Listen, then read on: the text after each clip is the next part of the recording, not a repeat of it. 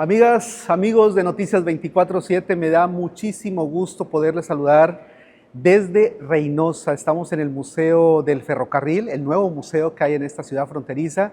Y bueno, este recinto lleno de arte, lleno de cultura, nos permite también pues, ser sede de esta entrevista que tenemos con un personaje importante que tiene que ver con la justicia en Tamaulipas. Agradezco a la ministra Lenia Batres Guadarrama, que esté con nosotros en Noticias 24/7. Bienvenida, porque hay muchísimo que platicar. Muchas gracias y mucho gusto de estar aquí contigo, con tu auditorio. Muchas gracias, ministra. Una gira de agradecimiento. Y vaya que los tamaulipecos y las tamaulipecas requieren agradecimiento porque se portaron muy bien con usted, ministra. En la elección del Poder Judicial, la reciente elección del Poder Judicial que ustedes participaron, pues usted fue la del primer lugar en Tamaulipas, con 191,549 votos que sacó la ministra por encima del ministro Hugo Aguilar, que el próximo presidente de la Suprema Corte de Justicia de la Nación. Así que Tamaulipas le dio el voto como debería, ministra. ¿Qué opinión tiene de ello? No, pues en primer lugar mucho agradecimiento.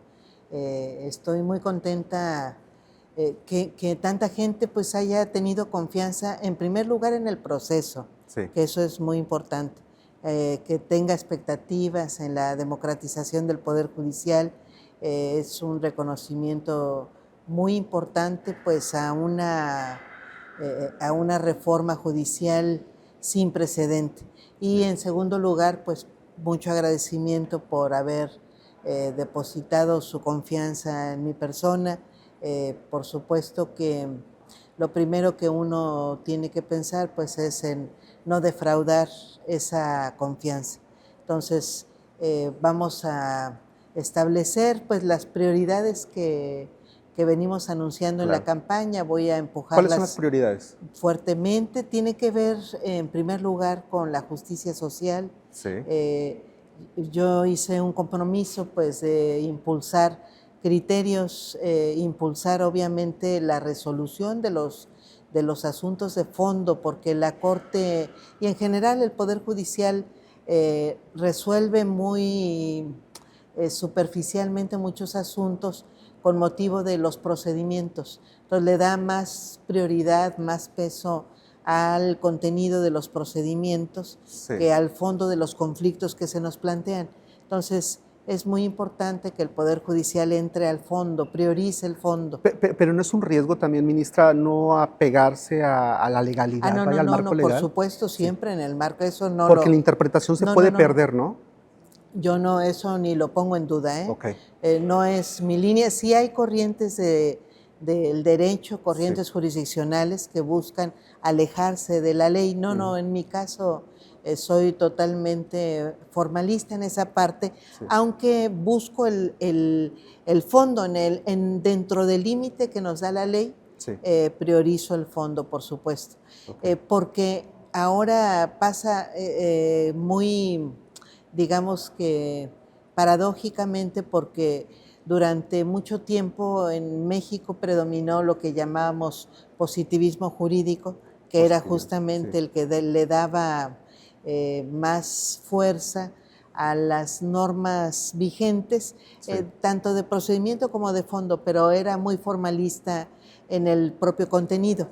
Y eso llevó a que los jueces y en general las autoridades alegaran como parte del Estado de Derecho pues normas irracionales, sin sentido, que ponían por encima de temas fundamentales, sobre todo en términos de criterios justos en general. Ahora lo que viene sucediendo es que se alega que se resuelve con base en criterios de justicia, brincándose la ley, pero ni siquiera en realidad responde a criterios universales de justicia. Déjeme entender, por favor, y también para nuestro público, que entendamos ese fondo al que se refiere usted y que está instando a que de esa manera se lleve la justicia en México. ¿Cuál es el fondo que se debe de analizar? Pongo ejemplos para que se entienda. Por ejemplo, Actualmente en la Suprema Corte llegan muchos casos de juicios de amparo en revisión, que es lo que nosotros finalmente resolvemos en el caso de los juicios de amparo, la última instancia. Llegan muchos casos sociales, sobre todo laborales y agrarios, que son las dos ramas del derecho social que están más desarrolladas, porque vienen desde la Constitución de 1917. El tema es que, por ejemplo, vemos en materia agraria, observamos muchas defraudaciones, por ejemplo, que se validaron contratos de venta de parcelas sin tener la autorización del ejido. Pasa, entonces hemos visto... Pero no es parte de la corrupción también. Por supuesto, pero justamente de eso se trata. Entonces, dos casos me ha tocado ver en este último año y lo que hace la Corte es no entrar en estudio de estos temas alegando que es cosa juzgada y que no se planteó correctamente dentro del amparo. Entonces, se alegan cosas de procedimiento, ahí es a lo que me refiero, para no entrar al fondo del asunto. Cuando nosotros tenemos suplencia de la queja, tenemos incluso, pues si se puede decir que alguna autoridad jurisdiccional tiene plenitud de jurisdicción, pues es la Suprema Corte, no la tiene en realidad o no la tiene de manera expresa, pero pues nosotros deberíamos de entrar al conflicto. Si vemos fraudes en contrataciones de ese tipo, pues deberíamos entrar, estudiar, resolver el fondo. Pero al momento de ingresar todos estos casos, estos temas, ¿cómo está la saturación de trabajo hacia el interior de la Suprema Corte? ¿Ya te tocó estar en un periodo como ministra y tú sí te quedas? ¿Tú sí vas a repetir como ministra? ¿Sí tuviste el respaldo del pueblo? En ese periodo, ¿cómo viste hacia adentro pues toda esta operatividad de la Suprema Corte y ante un peligro también de saturación al darle entrada a estos casos? No entran tantos, pero los poquitos que llegan los desechamos. Tenemos también casos de juicios laborales, desechamos permanentemente los juicios laborales, muchos alegan pues despidos injustificados, pero llegan a nuestra competencia pues como buscando la apelación en realidad, y efectivamente puede no encontrarse pues un sustento de constitucionalidad, que finalmente es la justificación por la que entramos nosotros a revisar juicios. Nosotros tenemos una carga fuerte, muy fuerte en realidad. Estamos resolviendo en el año alrededor de 25,000 juicios. Hay años en los que incluso ha llegado a haber más. Estoy hablando ahorita de... Después de la pandemia, al parecer, bajó muchísimo la carga de la Corte. Ya llevamos 3 años recuperándose, pero no hemos llegado a su máximo histórico, que es mucho más alto. El 80% de los juicios que se presentan en la Corte se desechan. El 80%. El 80%. Entonces, de lo que sí atendemos... ¿Y el justificante es esto, que no hay...? Fundamentalmente tiene que ver con procedimiento. Y muchos de esos casos en realidad sí tienen sustento, como estos, que hay fraudes o que hay, digamos, que algún criterio importante que podría resolver la Corte. Ministra, pero no hay otras instancias, es decir, en esta propuesta que traes desde que asumiste el cargo como ministra y que has reforzado en tu campaña, ¿no estás proponiendo en ningún momento romper con el orden jurídico? No, claro que no. No, al contrario, lo que yo digo es que en el propio marco del derecho vigente podríamos nosotros hacer mucho más. Si la Corte tiene suplencia de la queja en materia de amparo, que la tiene por ley, expresamente. Si tenemos suplencia de las deficiencias de la queja, quiere decir que nosotros podemos ayudar pues a la parte más débil en un juicio. En el caso, por ejemplo, de los juicios agrarios, pues sí hay una parte con más debilidad, que son los núcleos agrarios. No siempre, porque hay obviamente siempre la posibilidad de que no planteen cosas ciertas, de que también puedan falsear datos, pero de cualquier forma, digamos que socialmente hablando, pues la puede existir. Y ahí es donde puede entrar la Corte a suplir esas deficiencias y en el marco jurídico, dentro del marco obviamente de la ley agraria, de la ley de amparo y del reglamento mismo y la ley orgánica del Poder Judicial, en el marco de nuestras competencias, estudiar el fondo de un problema agrario, de un problema laboral. Ahora, hay otros problemas de otros derechos sociales, como los ambientales. Tenemos ya las primeras atracciones de derecho humano al agua, que va a ser muy interesante cuando la resolvamos. Y tenemos permanentemente asuntos de pensiones, sobre todo en materia de seguridad social. Sí. Entonces, entrar a estos temas, bueno, otros casos que llegan mucho y que se desechan mucho son los asuntos urbanos, de problemáticas urbanas que obviamente tienen que ver con pues Es decir, estás pidiendo también que la balanza esté atendiendo estas necesidades del pueblo, pero que tendrían más que ver con el orden social, ¿no? El rol que tenemos cada uno en la sociedad. Sí, bueno, que tienen que ver con derechos colectivos. Y que repercuten, pues sí, por supuesto, en las condiciones materiales de la gente. Sí. Tenemos en nuestra Constitución, se reconocen 10 derechos sociales. Entonces, dice nuestra Constitución, por ejemplo, toda mexicana y mexicano tiene derecho a la educación pública, gratuita, laica. Pero eso no es cierto cuando llega alguien y no se puede inscribir. Ahora, nuestra Constitución se reformó en 2021 para establecer la gratuidad absoluta de la educación. En su artículo 3 ahora dice que toda la educación que imparta el Estado, y dice desde nivel de preescolar, que tiene otro nombre el preescolar, hasta nivel universitario, debe ser la educación gratuita. Entonces, pero en la práctica dista mucho de esto, ¿no? Pues estamos ya enfrentando esa redacción porque empiezan a llegar, hemos atendido ya varias demandas de amparo que incluso ya ganaron jóvenes. En una primera instancia. Los jueces de distrito les dieron la razón porque reclaman que se les están cobrando. En el caso de los que hemos atendido han sido, fueron yo creo que como unos 4 de la Universidad Nacional Autónoma de México y uno de la Universidad Autónoma de Nuevo León. En el caso de la UNAM, tenían que ver con el cobro de diplomados para titularse. Diplomados que cuestan 30,000, 40,000 pesos. Es un negociazo la educación. Y entonces genera titulación del que tiene dinero. Para el que tiene dinero, un diplomado de 3 a 6 meses. Para el que no tiene, pues la condena de la tesis eterna. Estás hablando de unos cuantos casos. Sí. Pero qué maravilla que el pueblo poco a poco sepa sus derechos y sepa dónde defenderse, ¿no? Y caíste la Suprema Corte de Justicia de la Nación, ¿no? Para hacer válido la Constitución. Claro, exactamente, que dejen de ser letra muerta estos derechos, es muy importante. Pero ahí también, ¿cómo obligar a los entes de gobierno, que son los que tienen que aportar los recursos para que esta educación sea gratuita?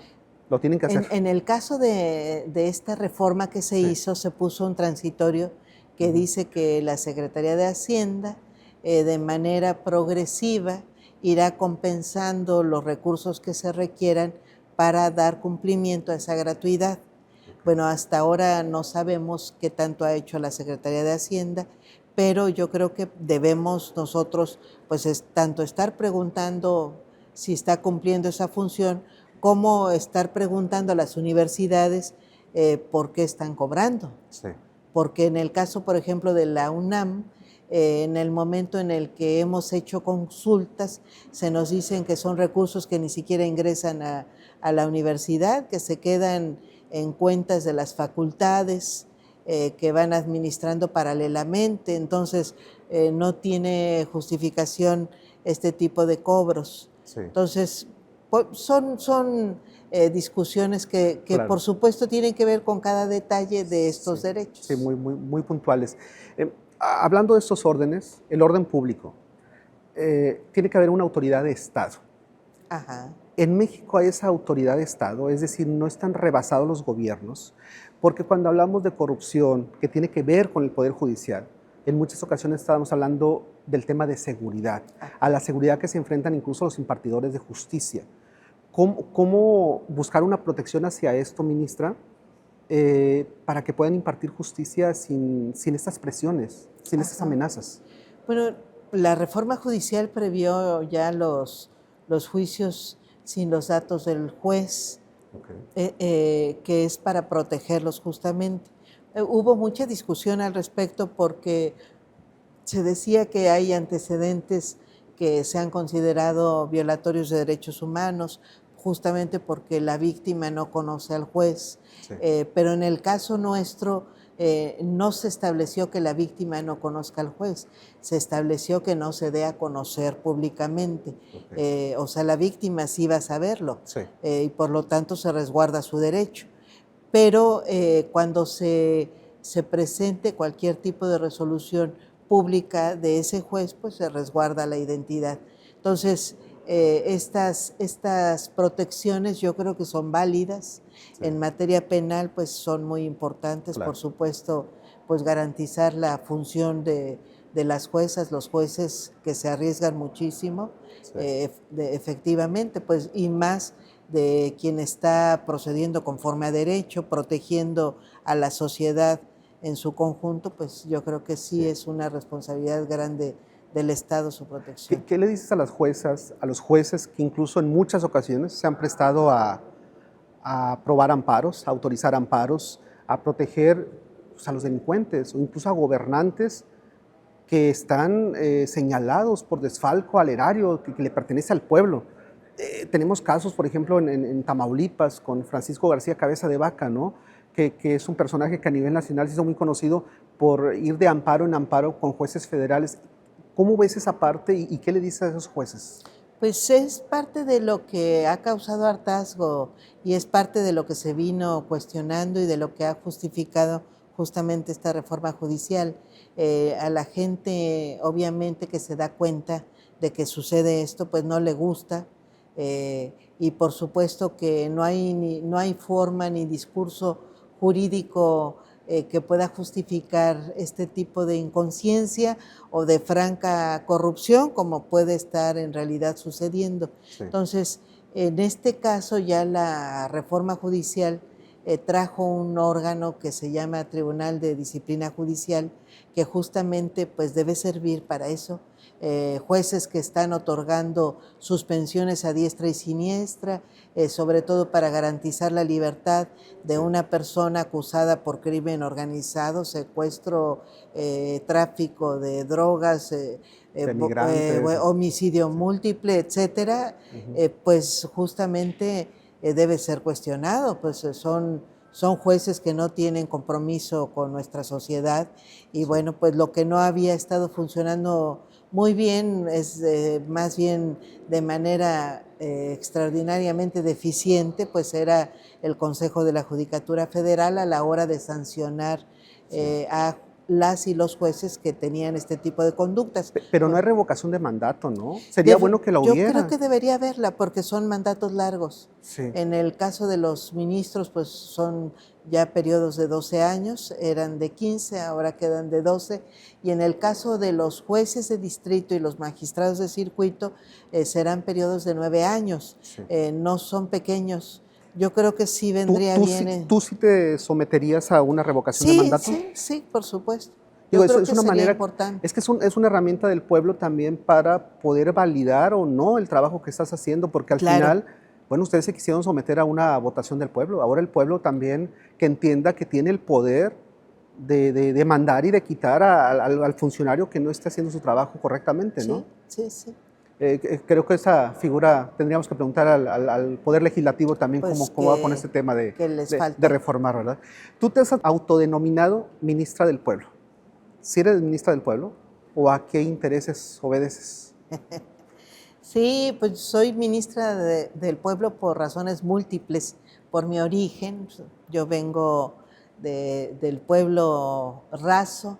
Mis padres fueron profesores de primaria, secundaria, de escuelas públicas somos de origen humilde, en realidad, de esas familias a las que nos ha tocado picar piedra, trabajar y apoyar a nuestros padres múltiplemente. Pero además soy ministra del pueblo porque me interesa el bienestar del pueblo, porque es mi razón de ser, porque si yo creyera que esta función no sirve para eso, me dedicaría a otra cosa.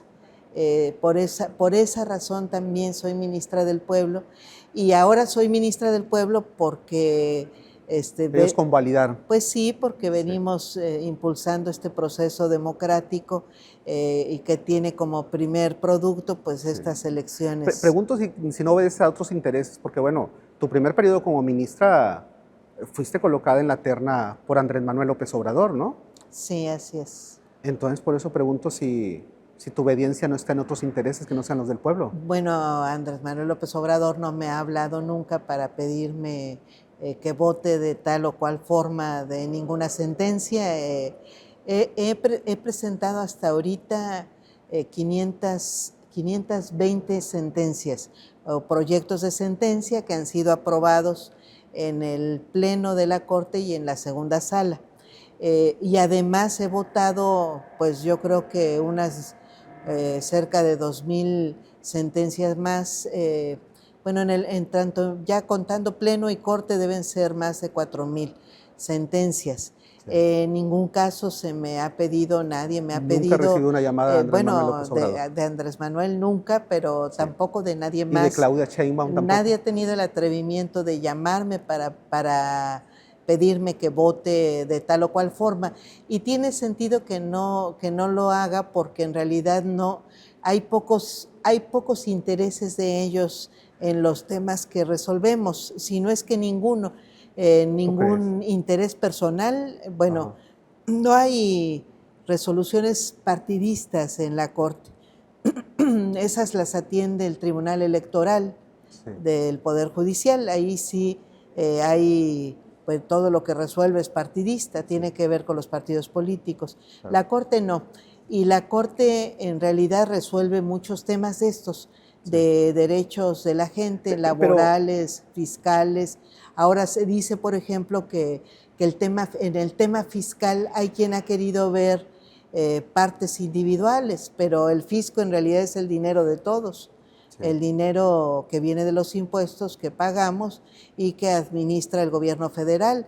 El gobierno federal no es el dueño de esos recursos, es su administrador. Claro. Y creo que por eso yo he hecho mucho énfasis, no porque el gobierno sea su administrador, sino porque son dineros del pueblo mexicano en que tienen que cuidarse y en que los asuntos fiscales pues tienen que resolverse muy transparentemente. ¿No te han llamado? Y muy imparcialmente. Pero si te llama Claudia Sheinbaum, ¿le contestarías el teléfono? Sí, bueno, no creo que me llame porque este tipo de relaciones se satanizan, pero bueno, yo contesto el teléfono de cualquier persona que no tiene... ¿Alguna petición? A eso me refiero. O sea, si yo recibiría alguna petición de ella, no creo que la haga, pero si hiciera alguna conforme a derecho, pidiera una audiencia para ver algún caso. Lo que se acostumbra muchísimo es que lo haga la gente del gobierno. Claro. Va a la Consejería Jurídica y si tienen un caso, interés en un asunto, van, lo explican jurídicamente, defienden su asunto. El SAT, el Servicio de Administración Tributaria, permanentemente nos está pidiendo citas. Sí. Y por supuesto que van a nombre de Claudia Sheinbaum y el gobierno federal, y los atendemos y escuchamos. La COFESE, que es un órgano autónomo, pues, pero que se está integrando ahora al gobierno, también lo recibimos, escuchamos los temas que traen. Yo escucho en general a toda autoridad, a todas las autoridades. Han ido municipios de diferentes partidos políticos, pero plantean temas que son de interés público, pero por supuesto que los escuchamos y por supuesto que de esas visitas pues no depende de nuestro voto, Claro. depende de si la ley les da la razón.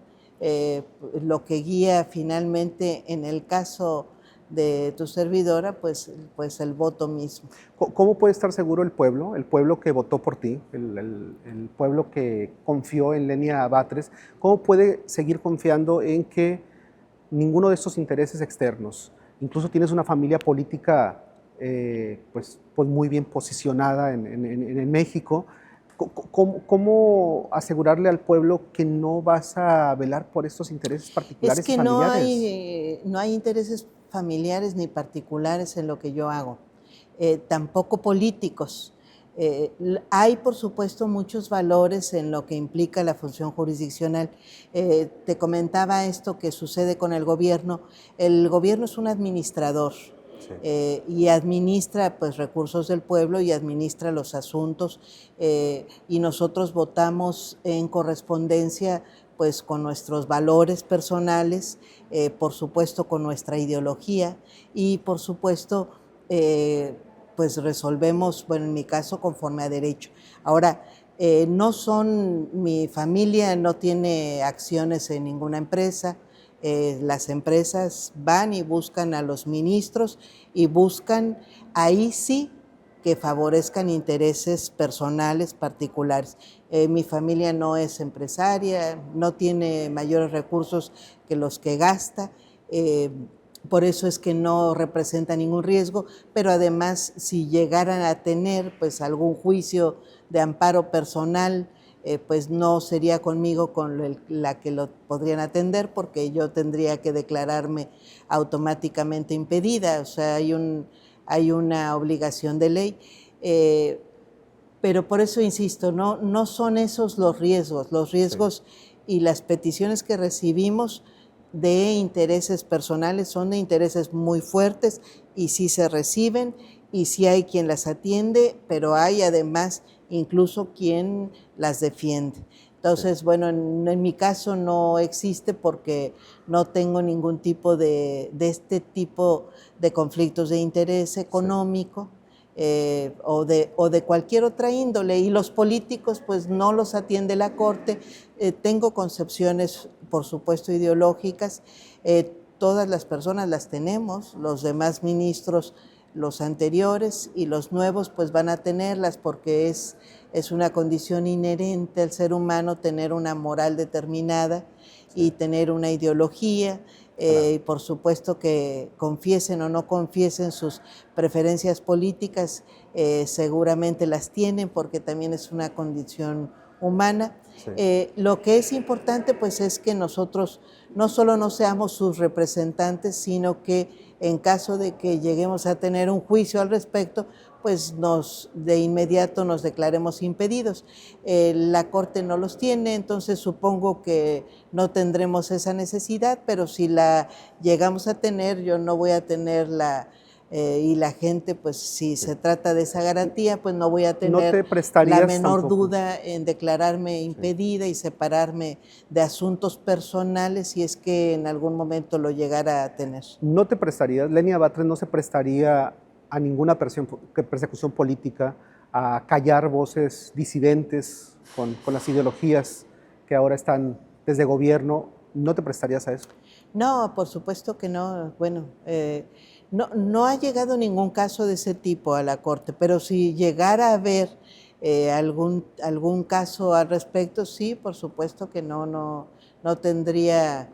Yo creo en la libertad de expresión y creo en la democracia profundamente y en la pluralidad de nuestra sociedad que debe ser respetada y es en realidad es una cualidad positiva de nuestra sociedad, no es un defecto.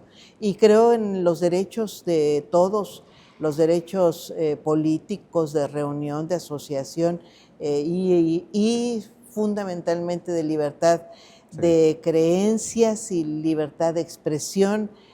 No, en ese sentido soy absolutamente respetuosa, la practico, la exijo y además, por supuesto, que voy a ser más bien su garante más que su represora. Ahora, pues no veo en este momento ningún riesgo de ese tipo, pero si lo llegara a ver, no debería haber la menor duda en que no, de ninguna forma seré parte de ningún Sí. intento represivo de nada.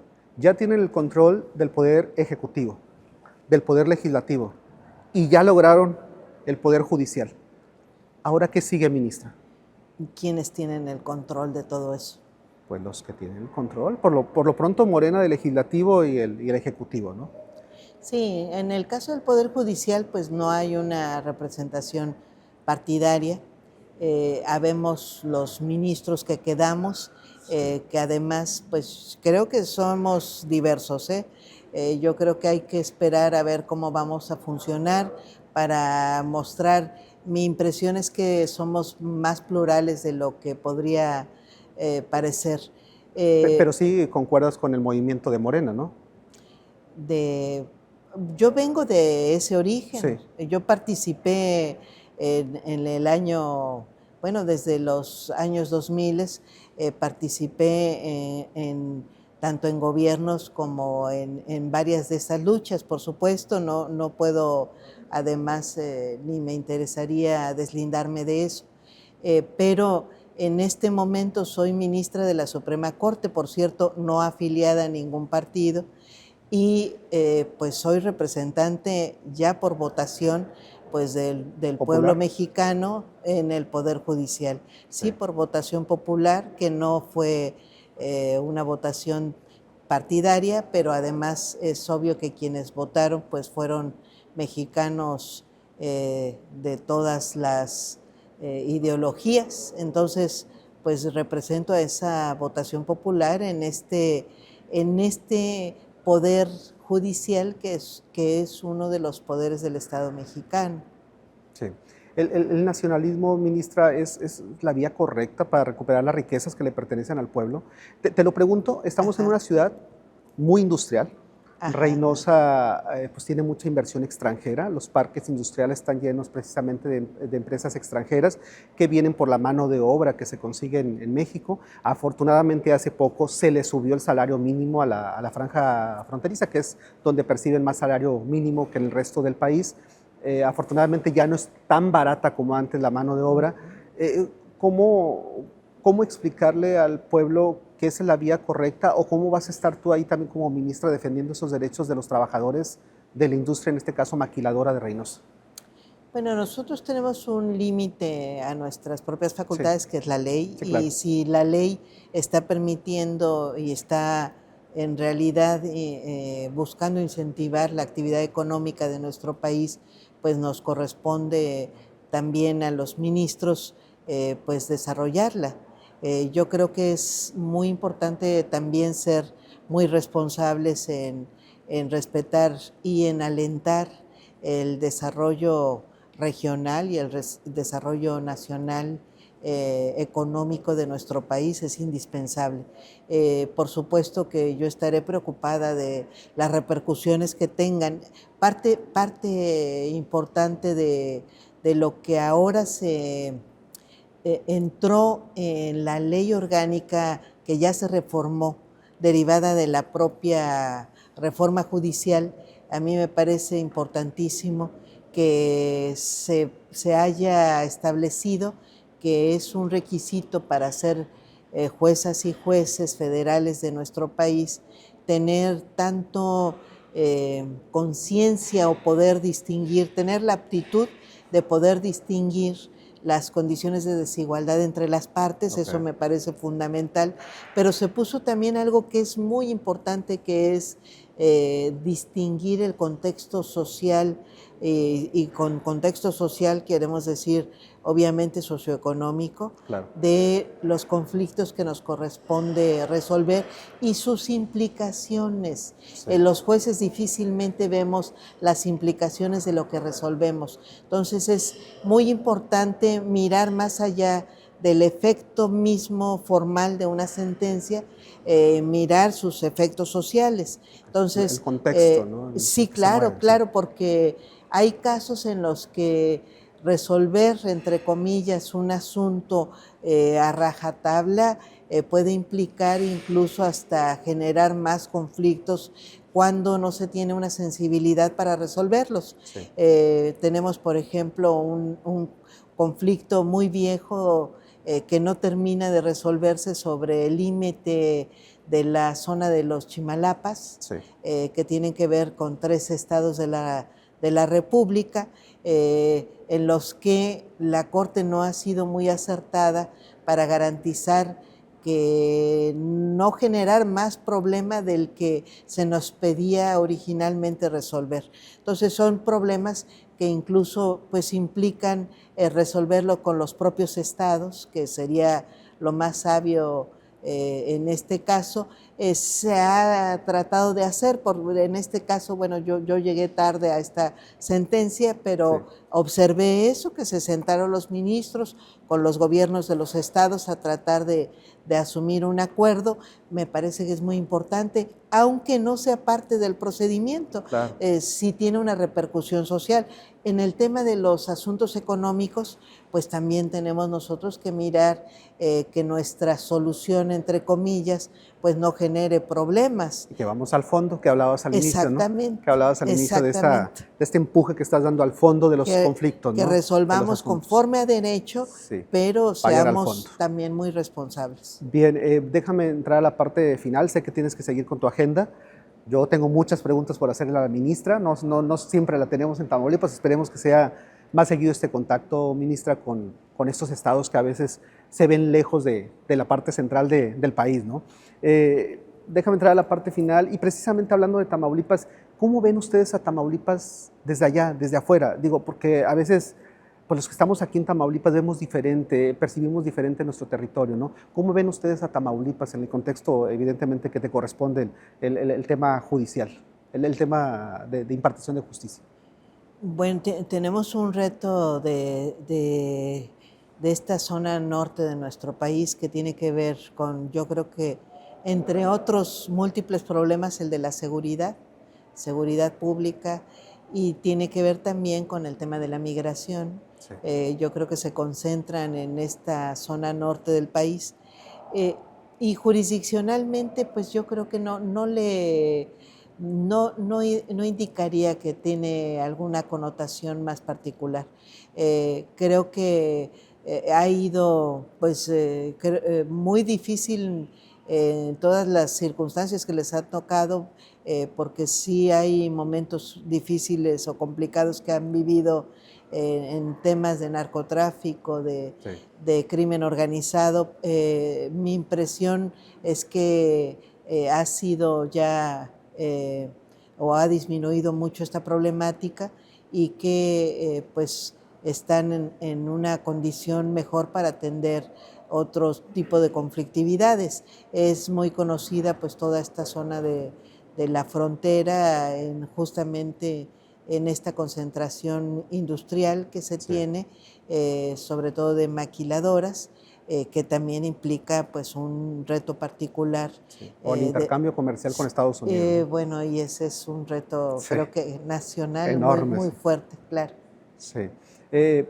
Ministra, ya para ir cerrando esta entrevista, decíamos al inicio, Tamaulipas te entregó más de 191,000 votos y por eso también contemplado en tu gira de agradecimiento. Se decía que era la favorita para presidir la Suprema Corte de Justicia de la Nación. ¿Qué pasó? ¿Por qué no el primer lugar de votación? No sé. Eso les toca a ustedes analizarlo. Porque creíamos que a lo mejor el sureste, pero pues estábamos analizando números y al parecer fue en estados de oposición donde no te dieron los votos correspondientes. Hicieron travesuras en algunos estados. Pues no sé, en estos casos intervienen muchos entes, ¿no? Y bueno, pues además pues tiene un problema saber cómo ocurre, o sea, saber las verdades de algunos eventos como son las elecciones siempre va a ser complicado porque intervienen muchos actores, muchas manos, algunas muy transparentemente, otras no tanto, pero bueno, pues a nosotros nos toca o impugnar o asumir resultados y en este caso Tú no vas a impugnar. Pues estamos asumiendo los resultados que existen, por supuesto con mucha voluntad y mucha expectativa de una corte en la que ha intervenido la votación popular, que es distinta, que además desde ya tiene, todavía pues tenemos que probar el compromiso de cada uno de nosotros. En la nueva Corte pues se estará estableciendo cuáles son nuestras preocupaciones y cómo vamos resolviendo en el sentido que le demos a las sentencias, ¿no? Está esa frase, por eso existe, de a los jueces se nos conoce por nuestras sentencias, y efectivamente pues es la parte más importante de nuestra actuación. Sí. ¿Ya platicaste con Hugo Aguilar? Ya platicamos, tuvimos una primera reunión entre todos los ministros. Sí. Yo estoy muy optimista por esa razón. ¿Qué opinas del ministro Hugo Aguilar? Yo estoy optimista de lo que va a salir de la Corte. A Hugo lo conozco muy poco, pero pues he visto su desarrollo dentro del Instituto Nacional de los Pueblos Indígenas. Entonces, yo estoy muy optimista de lo que pueda salir en términos de preocupación por derechos sociales. Creo que no había habido una Corte en la que hubiera pues más de quizá 1 o 2 integrantes, y ahora creo que son más. Bueno, hay que verlo, por eso digo ya en el sentido de las sentencias. Sí.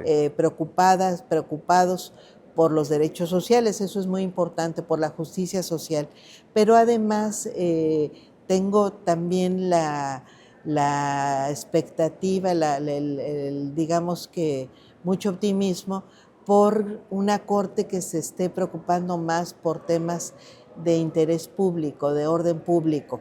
Claro. Hasta ahora la Corte que tenemos es una Corte que mira totalmente hacia los problemas individuales, y en muchos casos de manera no muy transparente. En los asuntos fiscales esta Corte ha puesto más obstáculos, sí, que ha ayudado a recuperar los recursos fiscales conforme a la ley, que es lo que debe hacer. Que no han querido darle entrada a muchos casos importantes, ¿no? De recuperación de riqueza para el erario. Pues sí, y es su función y no la cumple, y además se hace cómplice de estar alargando de manera indebida juicios. Sí. Bueno, pues yo espero que esta Corte, que por eso estoy optimista. La primera reunión que tuvimos entre los ministros abordamos muchos temas de interés público. Okay. Entonces creo que por esa razón puede uno pensar que vamos a ser más responsables hacia sobre estos todo que temas. No se pierda la lucha, ¿no? Lucharon mucho porque se hacía una reforma, que se viniera una elección donde interviniera el pueblo, importante. Y que ahora se pierda la visión de lo que tiene que ser los nuevos juzgadores, la nueva Suprema Corte de Justicia de la Nación. Yo creo Tiene que hacer historia, ¿no? Sí, yo creo que ese es el gran reto, y sí, es parte de la expectativa, pues sí, que la gente espera una modificación fuerte de conducta, de intereses, de vocación de servicio, sí, espera de este Poder Judicial, y pues va a estar muy concentrada esa exigencia en el Pleno de la Corte. Ahora tenemos varios retos pues muy importantes. Uno muy interesante pues va a ser hacer frente a la obligación de hacer públicas las sesiones. Por primera vez vamos a tener 100% de sesiones públicas. Hasta ahora el 95% de las sesiones son privadas. Solo el 5% sucede en el Pleno de la Corte, que se transmite en Justicia TV. Sí. Bueno, ahora va a ser el 100%, lo cual implica, claro, sí, que el pueblo pueda transparentar lo que está pasando ahí, que se vea, qué pensamos, cómo votamos, cómo argumentamos. Claro. Eso es muy importante. Sí. El derecho no es un asunto de distinguidos personajes ajenos a quien pisa el suelo, ¿verdad? Uh-huh. El derecho existe para defender justamente disposiciones jurídicas que se refieren a las personas. Claro. Derechos humanos o derechos de otros sí, tipos, laborales, civiles, mercantiles, derechos de muchos tipos, pero pues todos se refieren a personas, y entonces nos toca razonar con la gente y por supuesto que es muy importante que seamos observados en esa racionalidad, Claro. porque creo que justamente porque es una profesión que trabaja con el razonamiento, Sí. con la argumentación, pues se presta mucho a artilugios de pensamiento. Entonces, por eso es importante que se mire el sentido común y cómo funcionamos, pues la honestidad Tú has hablado intelectual. de la nueva lógica del Poder Judicial, ¿no? Sí, sí, sí, Es eso de exactamente. sacudirse lo arcaico que ya tienen, las Es, formas arcaicas que tienen de y, impartir justicia. y discutir de manera llana Sí. el derecho. Insisto que muchos te habíamos puesto como la favorita para presidir la Suprema Corte de Justicia de la Nación. Algo pasó. Ahora tendrás que esperar 2 años para presidir la Suprema Corte de Justicia. Sí, sí, pues nos va a corresponder el segundo bienio para presidir la Corte. Ahora, pues lo importante es que suceda esta transformación en el Poder Judicial. Sí. Ministra, ¿qué le dices a Tamaulipas para despedir esta entrevista?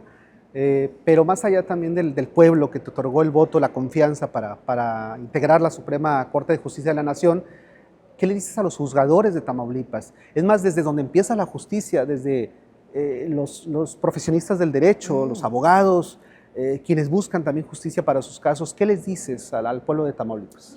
Bueno, al pueblo de Tamaulipas, muchísimas gracias. Estoy muy agradecida y además estoy convencida de que van a observar nuestras funciones, nuestras labores y pues yo les invito a que nos vigilen, nos acompañen, nos recomienden, que trabajen lo más participativamente posible con este nuevo Poder Judicial. Y personalmente muchas gracias. Y sobre el ejercicio de la profesión Sí. de abogadas, de abogados y de jueces, hay desafortunadamente, Regáñalos, ministra, hay una regáñalos. fantasía Muchos se van que desviados en lugar de derecho. sí, sí, sí. Hay una fantasía que desarrolla mucho la codicia, porque se cree que la profesión da para hacernos ricos, y no da para hacernos ricos porque si un profesionista trabaja de manera decente, sobre todo respetando a quien pone su confianza en nosotros, no nos hacemos ricos. Y yo creo que deberíamos nosotras ser muy conscientes de que las abogadas y los abogados tenemos una labor fundamental a la hora de ayudar a otras personas a que puedan hacer posibles sus derechos. Esa es nuestra función de servicio fundamental y debería darnos muchísimo gusto, yo creo que más gusto del que da el dinero, debería darnos un enorme gusto, mucho orgullo, ver que la gente recupera las posibilidades de ejercer un derecho, que le podemos nosotros, que tenemos un poder tan grande, que le podemos devolver parte de su vida misma, Claro, porque a veces resolviendo un problema familiar o un problema patrimonial o un problema laboral, regresas a una paz social, caray. le damos a la gente una posibilidad muy fuerte de vivir en mejores condiciones. Sí. Y eso debería darnos una satisfacción muy grande que debería sustituir cualquier codicia. El dinero nunca da esa satisfacción. Entonces, mejor desarrollémonos como profesionistas útiles para el ejercicio de los derechos de los demás, y además vamos a enaltecer nuestra profesión como debería ser. Y no ser la profesión creadora de coyotes o de abogados malandrines que defraudan para empezar a sus propios clientes. Sí. Manchan a todo el Poder Judicial, ¿no? Eso, a ver, tenemos ese reto de sacar de la Fuchi, profesión, como decía un personaje. Fuchi, fuera del Poder Judicial. Prácticas tramposas, chicaneras, y peor aún, pues de coyotaje franco, que significa pues de engaño y de defraudación. Entonces podemos desarrollar una gran profesión de abogadas, de abogados y de jueces muy responsables, con mucha vocación de servicio, que pongamos énfasis justamente en la posibilidad de que podamos resolver de fondo problemas reales. Claro. Pues ya escuchaban a la ministra, hagan posible los derechos para el pueblo. Creo que ahí debe de estar enfocado todo el trabajo de ustedes en Tamaulipas y bueno, en el resto del país, por supuesto. Ministra, mucho gusto en tenerle en Noticias 24/7. Que era importante que le hablara a nuestro público en Tamaulipas y fuera de Tamaulipas también que nos sigue. Y pues bueno, esperemos tener más ejercicios de estos, que es importante estarle informando al pueblo que votó por usted el trabajo que está haciendo desde la Suprema Corte de Justicia de la Nación. Muchísimas gracias. Muchas gracias, Armando. Gracias a ustedes. Compartan la transmisión, por favor. Siempre estamos pendientes de sus comentarios. Buenas noches.